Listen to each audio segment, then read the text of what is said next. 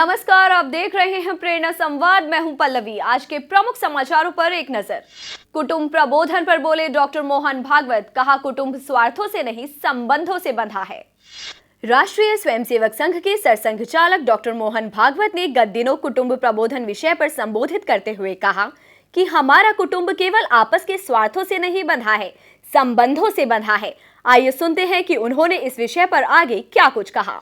हमारा कुटुंब ये केवल आपस के स्वार्थों से बंधा नहीं है, वो संबंधों से बंधा है और उसके संबंध मर्यादित नहीं रहते।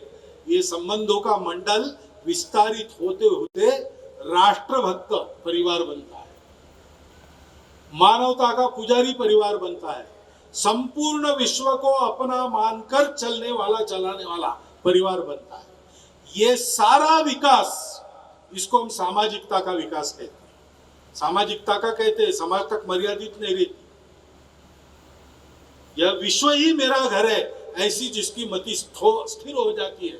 विश्व के चराचर वस्तुओं में जो खुद को देखता है और खुद में उन वस्तुओं को देखता है, चल अचल, जीवित निर्जीव, सबको, ऐसा व्यक्ति हमारे कुटुंब के संस्कारों से तैयार होने की प्रक्रिया चल पड़ती है। ये जहां होता है वो हमारा कुटुंब है और ये कुटुंब हमारे समाज का आर्थिक घटक भी है। हमारी परंपरा में, हमारी अपनी आर्थिक व्यवस्था में, दृष्टि में परिवार कुटुंब आर्थिक व्यवसाय चलाते हैं। कुटुंबों के समूह कुल बन जाते हैं। कुटुंबों के आपस में संबंध होते हैं तो उनका एक कुल बन जाता है और कुलों के व्यवसाय रहते हैं। ये व्यवसाय उसकी सुरक्षा कुल कर लेता है। एक व्यक्ति नहीं चला रहा है, एक मालिक नहीं है, संभालने वाले अनेक है, क्योंकि कुल के सब लोगों के, सब कुटुंबों के व्यवसाय पूरे कुल के व्यवसाय। तो कहीं किसी को कमी हो गई, पूरा कुल उसकी मदद करता है। एक तरह से सब उद्योगों के लिए ये इंश्योरेंस हो जाता है। जौनपुर में संघ स्वयंसेवकों ने निकाला पथ संचलन। जौनपुर में राष्ट्रीय स्वयंसेवक संघ की ओर से टीडी कॉलेज के मैदान में पथ संचलन का आयोजन किया गया। यह नगर के प्रमुख मार्गों से होते हुए पुनः टीडी कॉलेज के मैदान में पहुंचकर संपन्न हुआ। इस दौरान स्वयंसेवकों का जगह जगह लोगों ने पुष्प वर्षा कर स्वागत किया। नीम से होगा कैंसर का उपचार। बीएचयू के वैज्ञानिकों ने शोध में पाई शुरुआती सफलता। अब नीम के पेड़ से कैंसर का उपचार हो सकेगा। काशी हिंदू विश्वविद्यालय के वैज्ञानिकों ने इसमें प्राथमिक सफलता प्राप्त कर ली है। विश्वविद्यालय की एक शोध टीम ने पाया कि नीम के पेड़ का कंपोनेंट कैंसर से लड़ने में मदद कर सकता है। शोध दल ने टी सेल लिम्फोमा के खिलाफ निम्बोलाइट की चिकित्सीय प्रभावकारिता की सूचना दी है। शोधकर्ताओं के अनुसार पारंपरिक औषधीय पेड़ नीम को एंटी परजीवी और एंटीबैक्टीरियल सहित औषधीय गुणों के कारण कई बीमारियों के उपचार में उपयोग किया जाता है। विधानसभा चुनावों में भाजपा का समर्थन करना मुस्लिम परिवार को पड़ा भारी। पड़ोसियों ने की मारपीट। उत्तराखंड विधानसभा चुनाव में बीजेपी का समर्थन करना अनीस मियां और उनके परिवार को महंगा पड़ गया है। उधम सिंह नगर के रुद्रपुर में भाजपा को वोट देने के चलते मोहल्ले की यूनुस, उसकी पत्नी रेशमा, यूनुस के भाई इरफान और उसकी पत्नी बेबी समेत कुछ लोगों ने चाकू और डंडे से हमला कर दिया और गाली गलौज करने लगे। पुलिस को घटना की जानकारी दी गई, जिसके बाद पुलिस ने 5 नामजद सहित 6 लोगों के खिलाफ केस दर्ज किया है। पुलिस आरोपियों की गिरफ्तारी में जुट गई है। सपा सांसद शफीकुर रहमान बर्क का फिर विवादित बयान। कहा, बच्चियों पर नियंत्रण करने के लिए हिजाब जरूरी। लगातार अपने विवादित बयानों के चलते सुर्खियों में रहने वाले सपा के लोकसभा सदस्य डॉक्टर शफीकुर रहमान बर्क ने अब हिजाब के साथ ही रामायण व अजान को लेकर भी विवादित बयान दिया है।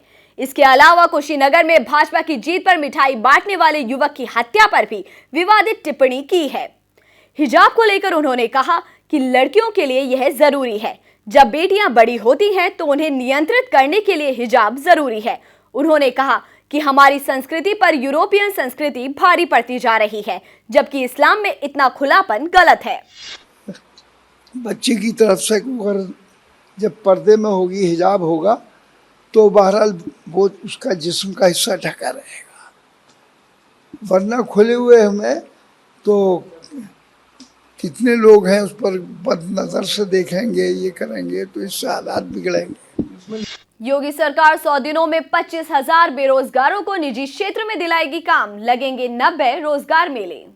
उत्तर प्रदेश की योगी आदित्यनाथ सरकार के दूसरे कार्यकाल के पहले 100 दिनों में श्रम एवं सेवा योजन विभाग 90 रोजगार मेलों के माध्यम से 25,000 बेरोजगार अभ्यर्थियों को निजी क्षेत्र में नियोजित करेगा।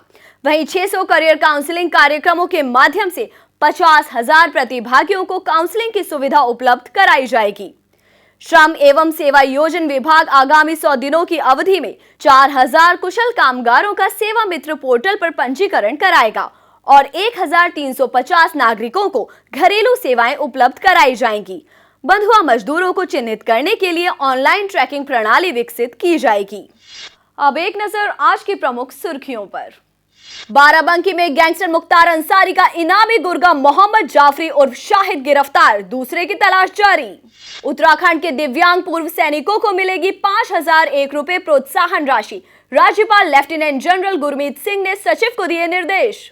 योगी शिवराज के बाद चलेगा धामी का बुलडोजर, हल्द्वानी के 4,356 अवैध निर्माणों पर होगी कार्रवाई।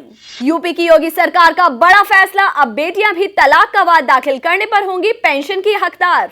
यूपी में महिलाओं व बच्चों पर जुल्म करने वालों की खैर नहीं, 100 दिनों में ऐसे 1000 आरोपितों को सजा दिलाएगी योगी सरकार। यूपी में बुजुर्ग महिलाओं को योगी सरकार का बड़ा तोहफा, बसों में मुफ्त कर सकेंगी सफर। जम्मू कश्मीर वन विभाग की जमीन कब्जा करने वालों की सूची जारी, कई बड़े नेताओं के नाम शामिल। दुनिया में कहीं से भी पढ़ सकेंगे, BHU से संस्कृत विभाग ने शुरू की ऑनलाइन क्लासेस।